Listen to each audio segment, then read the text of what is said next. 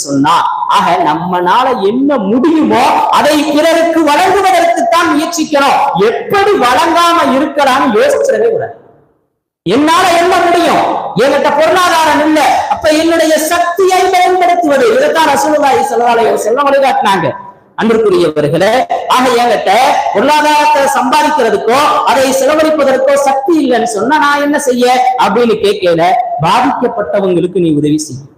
எனக்கு பாதிக்கப்பட்டவங்களுக்கு உதவி செய்ய முடியாது. பாதிக்கப்பட்டவர்களுக்கு என்னால் போய் எதையும் செய்யறதுக்கு வாய்ப்பு இல்லை. நான் என்ன செய்யறது? இந்த பெட் பேஷண்ட் அந்த பெட் பேஷண்ட் எப்படி நல்ல வார்த்தை சொன்னாரு, அது மாதிரி கலிமத்து தையிபா, நீ நல்ல வார்த்தையை பேசிப்பான்னு சொன்னாங்க ரசூலுல்லாஹி ஸல்லல்லாஹு அலைஹி வஸல்லம். ஒரு உத்வேகத்தை ஏற்படுத்தும்படியான, பொருளாதாரத்திலே முன்னேற்றத்தை அடையும்படியான, நிறைய நோயாருக்கு முடியல, அங்க வலிக்குது இங்க வலிக்குது, அப்படித்தான் இருக்கும். அல்லாஹ்வுடைய சோதனை. அல்லாஹ்வை பொருந்திக் கொள்வதற்கு அல்லாஹ் நமக்கு பொறுமையை கொடுக்கணும். அதன் மூலம் அல்லாஹ் நிறைய கூலியை கொடுப்பான். அவருக்கு நல்ல வார்த்தைகளை சொல்லணும். இன்னைக்கு எங்க பார்த்தாலும் நோய் தாங்க, நோயில தாங்க ஓட வேண்டி இருக்குது.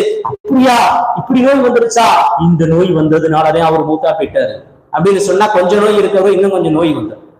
ஆக அன்பிற்குரியவர்களே, அப்ப நல்ல வார்த்தைகளை பேசுவதற்கும் கூட ரசூலுல்லாஹி ஸல்லல்லாஹு அலைஹி வஸல்லம் சொல்லி காட்டினாங்க.